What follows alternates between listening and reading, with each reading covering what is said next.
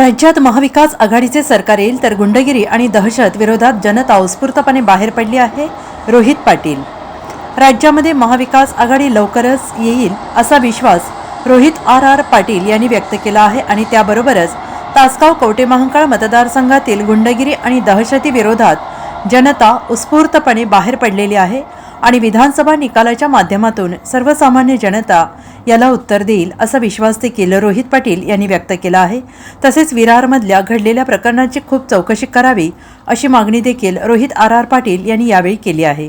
20 November महाराष्ट्राच्या विधानसभेच्या निवडणुकीमध्ये मतदानाचा दिवस, लोकशाहीमध्ये मतदानाचा दिवस हा पवित्र दिवस आहे आणि या पवित्र दिवशी प्रत्येकाने आपलं मतदान करत लोकशाहीमध्ये आपलं कर्तव्य पार पाडावं असं आव्हान मी महाराष्ट्रातील आणि तासगाव कवठेमहांकाळ मतदारसंघातील सर्व मतदारांना करतो. आपल्या या मतदारसंघामध्ये पाहिलं की लोकसभेचे उमेदवार आणि माजी खासदार संजय काका आपल्या तुल्यबळ लढत आहेत. 2 दिवसापूर्वी तो वाद सुद्धा झालेला होता.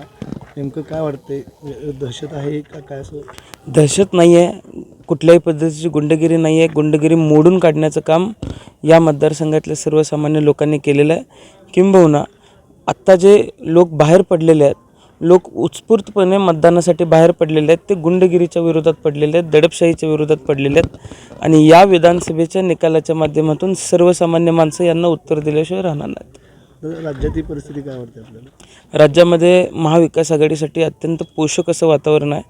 विदर्भामध्ये, मराठवाड्यामध्ये, कोकणामध्ये आणि पश्चिम महाराष्ट्रामध्ये चांगल्या पद्धतीने काँग्रेस असेल, शिवसेना उद्धवसाहेब बाळासाहेब ठाकरे असतील आणि राष्ट्रवादी काँग्रेस शरदचंद्र पवार पक्ष असतील, उमेदवार अत्यंत चांगल्या पद्धतीने लढा देत होते. सगळेच ताकदीचे उमेदवार होते आणि पक्षासाठी आणि पक्षाच्या धोरणांसाठी सुद्धा वातावरण पोषक आहे. बिहारमध्ये काल भाजपचे एक मोठे नेते जो प्रकार झाला विनोद तावडे, काय वाटतं त्याचा परिणाम महाराष्ट्रावर? आता ज्या वेळेस एखाद्या हॉटेलमध्ये यादीसह सगळ्या गोष्टी पकडल्या गेलेल्या आहेत, त्यावेळेस कुठेतरी इलेक्शन कमिशननं असेल किंवा पोलिसांनी असेल निपक्षपातीपणे, मग कोण कितीही मोठं असलं तरी चौकशी करावी. कारण निपक्षपाती चौकशी केली की सत्य समोर येतं आणि मला विश्वास आहे की इलेक्शन कमिशन निपक्षपाती चौकशी करेल. एकंदरीत वातावरण पाहता विजय आपलाच होईल असं वाटतं का? सर्वसामान्य लोकांनी ही निवडणूक हातामध्ये घेतलेली आहे. नेते एकत्र झाले असले तरी सर्वसामान्य लोक एका बाजूला आणि सर्वसामान्य लोक मला विजय करतील. Bureau report SBN Marathi, Tasgaon.